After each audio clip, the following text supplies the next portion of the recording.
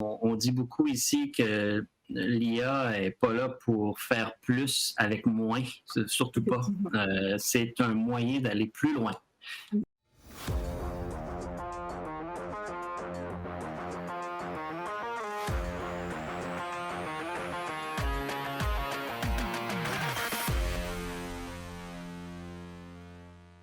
Rebonjour tout le monde. Oui, je dis rebonjour. Sarah ne va pas aimer le fait que je redise rebonjour, mais rebonjour tout le monde. Merci d'être encore une fois présent avec nous. Merci d'être là.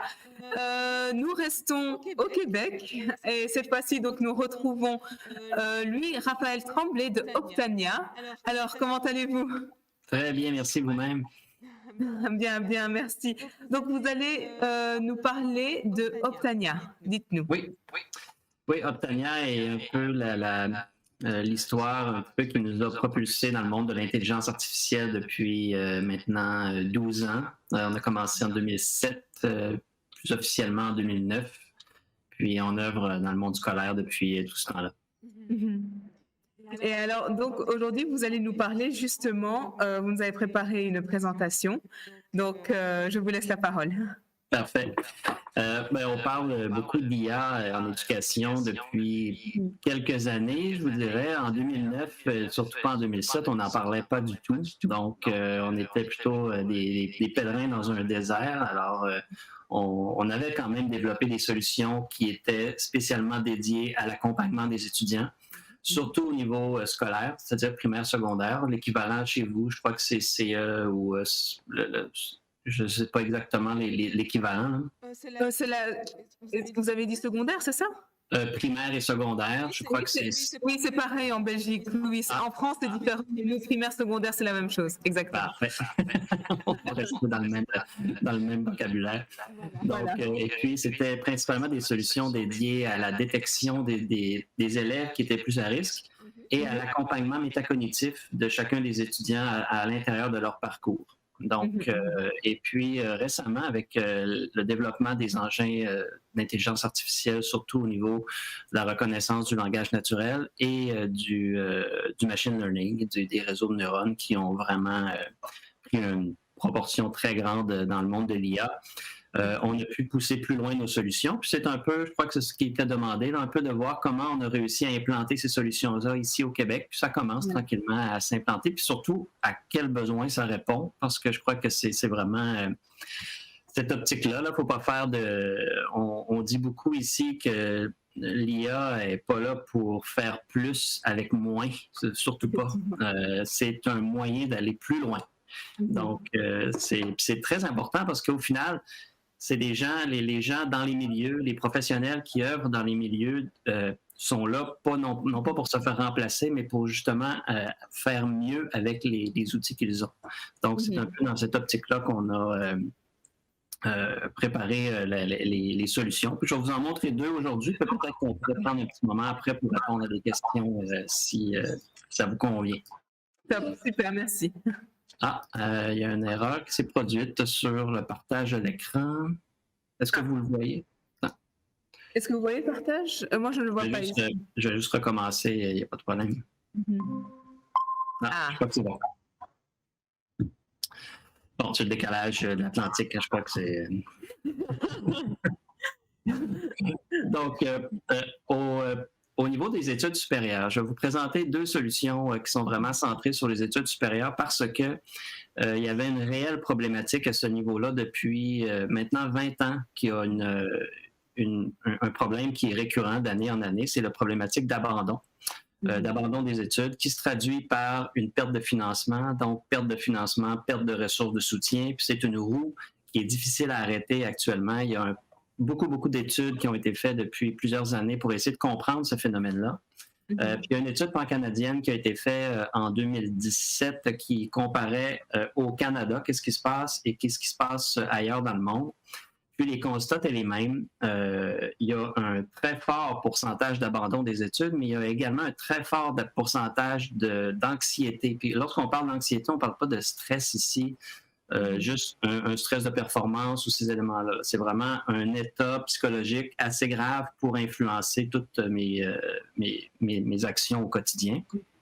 Donc, et puis, il y avait même un pourcentage très fort au niveau de la détresse psychologique. Ça, c'est vraiment assez grave quand même. Puis ça, évidemment, c'est des statistiques avant la pandémie parce que ces éléments-là ont explosé depuis quelque temps, mais on va mettre la pandémie dans une parenthèse là, pour ne pas la traiter actuellement, surtout pas qu'elle vienne influencer nos statistiques. Alors, il y avait la problématique au niveau de l'étudiant lui-même, à quel point il vit une détresse et surtout à quel point il ne parle pas nécessairement de ses problèmes, parce que ça aussi, c'est un autre, c'est quelque chose qui ressortait de ces études-là. Et puis, l'autre élément, c'est qu'on détecte tardivement ces étudiants-là. Puis il y a beaucoup de ressources en place dans chacun des milieux, mais c'est difficile de les détecter. Et lorsqu'on les détecte, souvent la problématique s'est cristallisée, puis il est déjà pratiquement trop tard parce qu'en études supérieures, on a 1 an pour agir, ce qui n'est pas le cas au niveau primaire ou secondaire où ce que le continuum est très long, l'accompagnement est très, très long, puis on a le temps de mettre les processus en place. Au niveau des études supérieures, c'est vraiment pas le cas. Donc, on a créé avec 3 milieux ici au Québec. Comment qu'on pourrait apporter ces solutions-là pour répondre à ces 2 axes-là, c'est-à-dire l'axe du soutien et l'axe de l'analyse et de la détection. Donc, on a développé des partenariats depuis 2 ans avec principalement 2 collèges ici au Québec qui ont donné naissance à un outil qui permet de détecter les étudiants à risque. Et ça, c'est une partie du spectre. Et l'autre partie du spectre de la rétention, si on peut le dire. Là, si on parle d'abandon, il y a le pendant positif qui est qu'est-ce qu'on fait pour améliorer la rétention des étudiants. C'est de développer des outils qui permettraient d'interagir en amont de chacune des problématiques. Puis c'est là que l'IA, au niveau des agents conversationnels, peuvent venir en aide. Puis on a développé cet outil-là spécialement au niveau de l'accompagnement psychosocial des étudiants.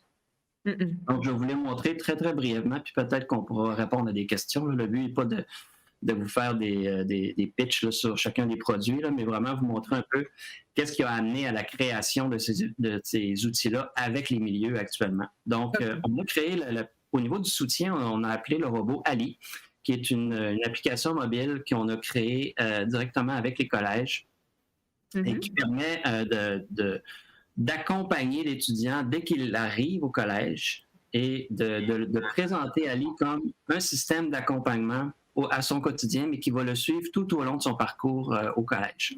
Donc, Ali est là pour vraiment interagir au niveau du soutien de première ligne. Donc, si l'étudiant a des questionnements au niveau de sa nouvelle réalité, parce que s'il y a un très fort pourcentage d'anxiété au niveau collégial, surtout, c'est parce qu'il y a un changement très important qui se passe dans sa vie. Il passe à un stade supérieur, il rentre dans la vie adulte, il y a un paquet de bouleversements dans sa vie. Et il n'y a pas nécessairement les mots pour en parler aux professionnels. Il ne connaît pas nécessairement les professionnels qui peuvent l'aider dans cette nouvelle réalité d'études-là. Donc, puis ça se traduit bien souvent par, finalement, je ne parle pas de ma problématique, je ne sais pas à qui en parler, je ne sais pas comment en parler. Et puis, au final, pour un bon pourcentage de ces étudiants-là, ils vont abandonner. Donc, Ali a vraiment été conçu par une équipe psychosociale ici qu'on a chez nous, qui est là pour soutenir l'étudiant, essayer aussi de faciliter l'accès aux services en place, parce que si l'étudiant ne connaît pas ces services-là, comment il peut penser de communiquer avec un professionnel qui peut l'aider au niveau psychosocial et surtout aussi répondre à des fois des petits questionnements parce qu'il ne faut pas nécessairement attendre que la problématique soit très avancée dans sa vie. Souvent, ça commence par une petite question, puis souvent cette question-là qui prend de l'ampleur, puis qui ramasse d'autres questions, puis qu'après ça, le cercle vicieux mène souvent à des chaînes d'abandon. Donc, Ali a été vraiment conçu pour ça. On peut chatter avec le robot, on peut lui poser des questions, on peut dire comment on se sent. Puis tranquillement, Ali va soutenir l'étudiant sur différentes problématiques, puis va pouvoir l'amener à réfléchir sur ces éléments, puis va pouvoir le faire à long terme, c'est-à-dire plusieurs jours, plusieurs semaines, plusieurs mois. Mais aussi, il est vraiment là pour essayer de démystifier qui sont les bonnes ressources pour aller plus loin dans mon cheminement, parce que son but, c'est si c'est correct, on peut rester toi et moi, mais si tu as besoin d'aller plus loin, voici les ressources dans ton collège qui peuvent te soutenir. Et puis, chacun des professionnels est branché, dans le fond, dans une interface qui est connectée sur Ali. Et puis, l'étudiant peut tranquillement inscrire les informations nécessaires pour communiquer avec l'intervenant. Et à ce moment-là, c'est le robot qui va prendre en charge le processus de communication entre l'étudiant et le professionnel en place. Donc, c'est vraiment là pour essayer de démystifier à qui parler et surtout simplifier le processus de communication avec l'intervenant qui est en place. Donc, on a créé, évidemment, là, c'était au départ, lorsque le robot a été lancé, c'était uniquement pour les problématiques d'accompagnement psychosocial. Il y avait déjà des services d'accompagnement psychosocial dans chacune des organisations. Les organisations, maintenant que ça marchait, nous ont demandé d'élargir ça pour l'accompagnement pédagogique. Si on détecte qu'il y a des problématiques au niveau pédagogique, peut-être qu'Ali pourrait dire il existe aussi des professionnels qui peuvent t'accompagner dans ton choix de cours, dans ton choix d'orientation scolaire, dans tous ces éléments-là. Et évidemment, les violences à caractère sexuel sont maintenant légiférées. Je pense qu'il y a un peu par caractère sexuel.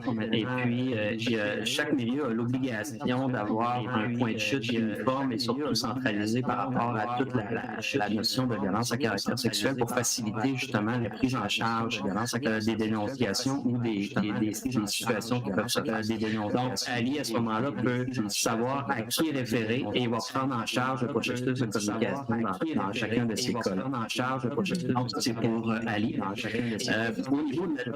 Excusez-moi, justement, une petite question pour Ali. Vous l'avez développé comment? On l'a développé, ça vient d'une technologie qu'on avait développé au niveau scolaire, c'est un robot Vigo qui fait de l'accompagnement métacognitif et du soutien de première ligne par rapport aux situations d'intimidation. Et puis, il n'allait pas aussi loin qu'Ali. Ali, on a commencé à le développer fin 2018.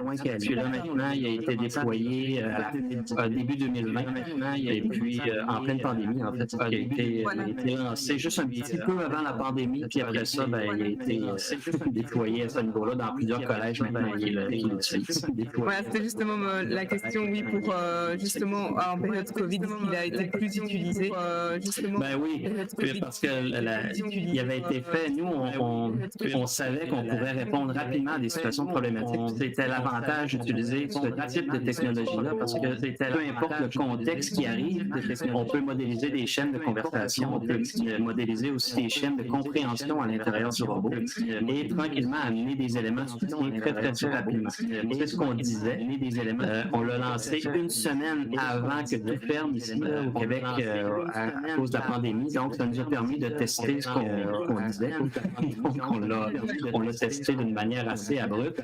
Et puis, en 5 semaines, le robot était déjà en mesure de répondre aux questionnements par rapport à l'isolement, à la pandémie, au confinement, puis à toutes ces problématiques-là. Puis, le robot est en mesure de lui offrir un premier soutien en première ligne par rapport à ces thématiques-là et l'amener peut-être à aller chercher du soutien pour ça. Donc, ça a été très bénéfique. Les milieux étaient très contents d'avoir déployé ce type de solution-là parce que là, on tombait dans un mode où tout était conçu pour du présentiel.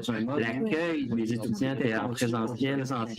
Les affiches sur les murs montraient qui appelait en cas de besoin, mais là, personne n'était dans les corridors, personne n'était sur place pour avoir ce type d'information-là. Alors, comment qu'on rejoint les étudiants? Donc, ça a été très bénéfique à ce niveau-là. Ça a permis d'élargir leur offre de soutien pour continuer à avoir le lien entre les professionnels et les étudiants.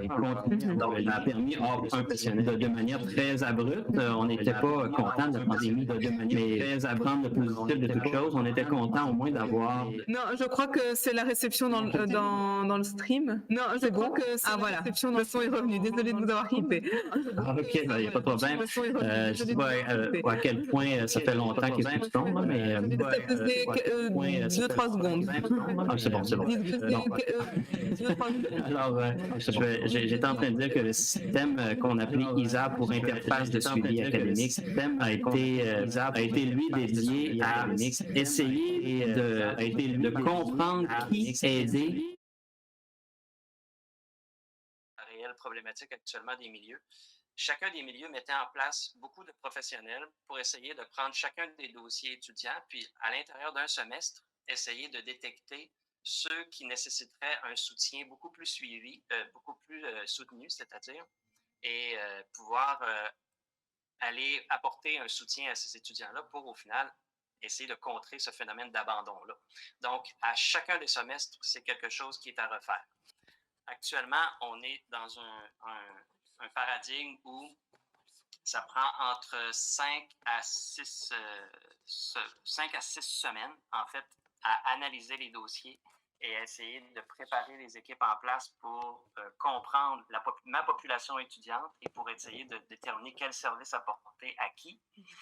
Avec le système ISA, maintenant, on est capable de le faire en dans de 50 secondes. Donc, ça change totalement la façon de voir et la façon de comprendre une population étudiante. Et surtout, ça, c'est du jamais vu, c'est que avant même que l'étudiant rentre, on sait quels étudiants allaient apporter du soutien. Donc, ça permet à toutes les équipes en place de non plus être en réaction très intense, parce que souvent, c'est après la 6e semaine du semestre que là, c'est le feu est pris, là, littéralement, là, parce que les étudiants sont déjà en situation d'échec, ils ont déjà commencé à cristalliser certaines pensées par rapport à l'abandon, par rapport à l'estime d'eux, puis il y a un paquet de choses qui est arrivé. Alors que là, avec le système, on est en mesure d'axer tout de suite sur la prévention. Oui, je suis en mesure de cibler certains étudiants, mais je ne vais pas nécessairement aller les voir pour leur dire il y a un système qui a analysé que tu allais abandonner. C'est pas ça. Le but est vraiment pas de créer cet effet Pygmalion-là, mais au moins, on n'est plus à l'aveugle. Puis, on est en mesure de préparer les services en place. Puis ça, c'est un changement très profond au niveau des professionnels parce qu'on leur a redonné du temps d'accompagnement qu'ils n'avaient pas. Et ils ont tous été formés pour ça, pour accompagner les élèves, parce que c'est tous des professionnels en relation d'aide et surtout en soutien pédagogique. Puis on leur demandait d'analyser des dossiers pendant 6 semaines. Fait que c'était vraiment quelque chose qu'ils n'aimaient pas faire. Et c'est honnêtement du temps qu'ils peuvent maintenant récupérer pour accompagner. Fait que ça change vraiment la dynamique. À l'intérieur du système, parce qu'on a créé ces systèmes-là avec les intervenants en place, soit dit en passant, pour savoir comment ils réfléchissent un dossier et c'est quoi le flux d'opérations qu'ils aimeraient avoir à l'intérieur du système pour pas qu'ils se mettent à la page au niveau du système, mais pour que le système vienne s'intégrer à l'intérieur de leur pratique. C'est vraiment comme ça. Et puis c'est pour ça que l'IA est là pour nous permettre d'aller plus loin, là, comme je le disais au tout début. Et puis, on a créé, on a intégré, dans le fond, au système tout un module de prise en charge de ces étudiants-là. Parce que le voir dans le système, oui, j'ai jamais vu ça, un étudiant à risque d'abandon avant même qu'il arrive. Mais maintenant que je l'ai vu, ça prend quelques secondes. Qu'est-ce que je fais avec cet étudiant-là et comment je réussis à coordonner l'entièreté des interventions qu'on doit porter comme milieu et commencer la boucle de synergie entre les intervenants et l'étudiant. Donc, on a créé un système qui permet de prendre en charge les étudiants pour consigner les interventions, consigner des objectifs et surtout essayer de coordonner chacune de nos actions à l'intérieur. Donc, le système, lui, est littéralement, comme on dit en anglais, un game changer dans le milieu. C'est vraiment quelque chose qui change, je dirais pas radicalement, parce que ça présupposerait que les gens en place n'aiment pas utiliser ça, puis c'est vraiment pas le cas. Ça s'insère très rapidement parce que ça change ce qu'ils n'aimaient pas faire. Et puis, ça leur permet de revenir un peu sur le terrain, ce qu'ils ont été formés à l'université pour faire. Donc, ça a été vraiment bénéfique actuellement. Et c'est fou le nombre d'étudiants qui sont en mesure maintenant de soutenir beaucoup plus rapidement. Imaginez de passer de 6 semaines à 50 secondes en temps d'analyse. C'est totalement inimaginable comme changement. Et puis, maintenant, au niveau des impacts, parce que c'est ça qu'on veut, au final, ça marche-tu, ces éléments-là? Est-ce que ça apporte quelque chose? Au niveau du robot d'accompagnement, on commence déjà à avoir un impact qui est très significatif au niveau d'une certaine population d'étudiantes qui n'étaient pas connues des services en place. Parce que ceux qui sont en mesure de prendre le téléphone, de faire le cheminement par eux-mêmes, ils continuent de le faire par eux-mêmes. Mais ça représentait quand même un faible pourcentage des gens actuellement qui veulent consulter une ressource de soutien lorsqu'ils vivent une problématique.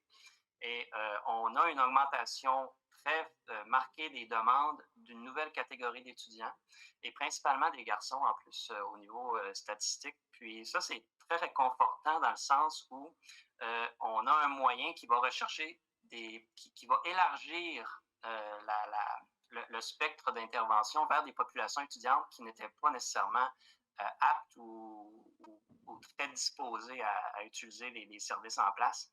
Puis, Je ne sais pas s'il faut faire directement une corrélation. C'était principalement les garçons qui abandonnent leurs études, soit dit en passant. Donc, c'est rassurant à ce niveau-là, mais c'est dans quelques années qu'on va pouvoir vraiment voir les changements au niveau des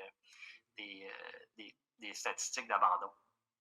Et les étudiants qui arrivent, parce que Ali a préparé l'étudiant. Ça fait peut-être une semaine, 2 semaines qu'il discute, qu'il chatte avec l'étudiant. Puis Ali l'a préparé, il a amené un nouveau vocabulaire, il a amené à réfléchir sur sa situation, ce qu'il n'était pas nécessairement habilité à faire parce qu'il ne voulait pas parler à quelqu'un. Puis, ça, c'est pas banal quand même comme phénomène parce que comment on fait pour parler à quelqu'un qui ne veut pas parler? Hein? Au final, c'est vraiment cette question-là qu'il faut qu'on adresse parce qu'on ne peut pas proposer un numéro de téléphone à quelqu'un qui, au départ, ne veut pas parler. Parce que c'est quand même 85 à 90% de ceux qui vivent une problématique de santé mentale qui n'iront pas chercher un service. Donc, on parle à beaucoup de monde actuellement là, en utilisant d'autres solutions, on va l'appeler comme ça, qu'un numéro de téléphone. Donc, comment on approche ça? Ben, les étudiants qui commencent à chatter avec Ali, et puis Ali va lui proposer peut-être, tu sais, si tu veux aller plus loin, tu as des intervenants psychosociaux qui sont là pour toi ou d'accompagnement, veux-tu que je communique avec eux? Puis oui, OK. Ben, ces étudiants-là sont préparés à recevoir de l'aide, ce qui n'a rarement été le cas actuellement dans le paradigme d'intervention. Alors, ça, c'est un autre changement très, très, très positif qu'on voit par rapport à ce type de technologie-là. On le voyait beaucoup, ça fait à peu près depuis 2010 qu'on parle beaucoup du phénomène de barrière humaine, puis que l'aspect technologique enlève totalement cette barrière-là. C'est-à-dire que dès que j'ai un élément technologique entre moi et quelqu'un d'autre, je perds toutes mes références de barrière, puis je suis en mesure de dire comment je me sens beaucoup plus rapidement, je suis en mesure d'exprimer ma frustration, ma peine, un paquet de choses, alors que la même personne qui serait en face de moi, je ne pourrais pas lui dire. Donc, on a étudié ce phénomène-là, puis on appelle ça la barrière humaine. Ça a beaucoup de négatifs actuellement par rapport aux réseaux sociaux, puis à tout ce qui peut se dire sur un réseau social. Mais prenons ça de manière positive. Lorsqu'on donne un outil qui est là de manière bienveillante, puis qui est là à 100% pour agir avec bienveillance avec moi, bien, on peut utiliser à profit ce principe-là pour tranquillement rentrer dans sa bulle, puis tranquillement mentaliser sa problématique pour l'exprimer à quelqu'un, surtout le préparer à faire ça.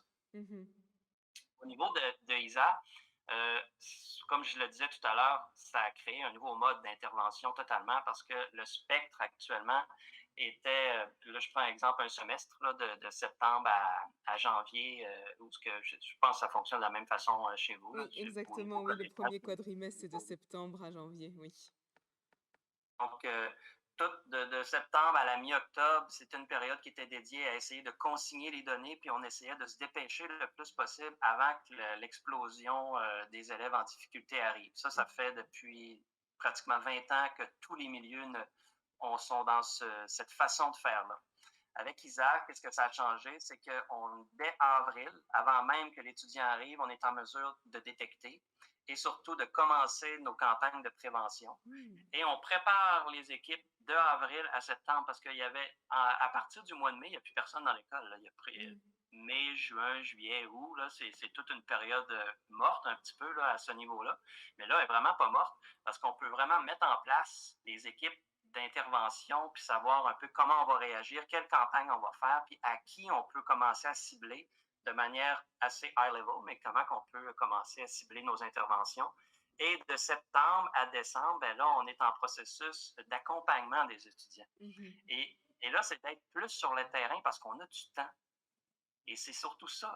Lorsque, ici, on a un métier qui s'appelle l'aide pédagogique individualisée, l'API, qui est dans chacun des collèges. Et lorsque l'API parlait à un étudiant, c'était lorsque c'était grave. Puis lorsqu'il arrivait quelque chose de vraiment grave, puis j'allais dans le bureau de l'API, c'était parce qu'il n'y avait plus rien à aller. Fait que souvent, il y avait la stigmatisation du métier, alors que l'aide pédagogique individualisée est là pour me soutenir. Mais comme on était dans un paradigme où je faisais juste interagir avec les étudiants qui étaient déjà dans une problématique parce que j'essayais d'éteindre un feu, mais ça rendait le professionnel dans une situation qui était peu enviable. Maintenant, l'API est sur le terrain. Il peut se présenter auprès des étudiants. Il y a plus de temps pour être présent dans les corridors, dans les classes, faire des campagnes de prévention. et les étudiants ne le voient plus comme une menace, mais le voient maintenant comme ah, c'est lui que je vais aller voir lorsque j'ai un problème. C'est lui, puis finalement, il m'a parlé, puis il est venu me voir, puis finalement, c'est vraiment pas intimidant, puis on est en mesure d'accéder. Fait que là, ça fait 1 an que le système commence à rouler. Je voudrais que ça change déjà beaucoup de choses au niveau des professionnels en place. Dans quelques années, on va avoir vraiment plus de statistiques à ce niveau-là parce qu'on est dans un changement. C'est un changement de paradigme complet sur les façons de faire, mais ça les change de la bonne façon. Fait qu'on n'invente pas une méthode. Tous les intervenants avaient été formés pour faire ça, puis arrivaient dans leur métier, puis finalement, c'était pas ça qu'ils allaient faire parce qu'ils se ramassaient dans un contexte où le travail est un petit peu moins positif, si on le veut, au moins super comme je l'avais appris à l'université. Donc, c'est vraiment à ce niveau-là. Donc, moi, j'ai pas mal terminé là, ma présentation. Je n'avais pas d'autres slides à vous montrer à ce niveau-là. Peut-être répondre à quelques questions. Je sais qu'on n'a pas beaucoup de temps, là, fait que c'est pas. Le but, c'était de démontrer un petit peu comment on peut intégrer de l'IA. Il y a plusieurs façons d'intégrer l'intelligence artificielle. Le fait est qu'on a travaillé avec les milieux pour le faire avec bienveillance. Puis bienveillance, c'est pas juste auprès des étudiants, c'est auprès de tout le monde qui travaille. Donc, il faut que chacune des personnes qui est en lien avec un module IA ne se sente pas menacée dans son intégrité. Puis lorsqu'on parle à un professionnel, il ne faut surtout pas qu'il se sente menacé dans son métier. Puis ça, c'est très important parce que ça fait partie aussi de l'éthique de l'intelligence artificielle à bien des égards. Puis surtout, il y a une sensibilité particulière au niveau de l'éducation à ce niveau-là. Donc, voilà, je ne sais pas s'il y avait des questions. Mais déjà, j'aimerais beaucoup vous remercier pour cette présentation qui était très claire en plus, très passionnante et très captivante. Donc, merci beaucoup. Et en fait, nous avons eu des réactions assez positives sur le chat, dont une personne ici que j'aimerais bien donc vous citer, de Ben Moussa qui dit c'est très intéressant. Dans la folie paramétrée et captivante, les étudiants apprennent bien. Donc, et aussi une question, est-ce que pour vous, le digital est donc un formidable outil? Oui, tout dépendant comment on l'apprête ou comment on le propose, ça nous permet d'aller dans des zones qui étaient encore inexplorées. Puis je pense qu'en éducation, il y avait beaucoup de zones grises. Puis si l'IA va accompagner les gens dans ces zones grises-là, je crois que il y a encore beaucoup, beaucoup, beaucoup à faire. Parce que là, on parle au niveau de l'accompagnement des étudiants. Imaginez ce qu'on peut faire à l'intérieur d'une séquence d'apprentissage entre les interactions avec l'enseignant et l'élève. Lorsque l'élève est entre entre ses cours, il peut avoir aussi des modules d'IA qui peuvent venir le soutenir pour le préparer à la prochaine séquence qu'il va avoir ou le prochain événement qu'il va avoir avec son enseignant. Fait que ça peut être très, très, très large. Mais oui, évidemment, le numérique peut venir aider beaucoup à ce niveau-là, là, ça c'est sûr. Donc, ce serait plutôt votre vision du futur dans l'enseignement alors, l'intégration complète du IA? Ben, oui, mais c'est parce qu'actuellement, on le voit comme quelque chose qui est. Ben, il y a très peu de films, premièrement, qui la traitent de manière positive. Alors, toutes nos façons de réfléchir l'IA, c'est toujours sur une domination, une conquête de la race humaine. C'est Terminator, finalement. Là, il y a pratiquement pas on a très peu d'exemples ordinaires que c'est ça.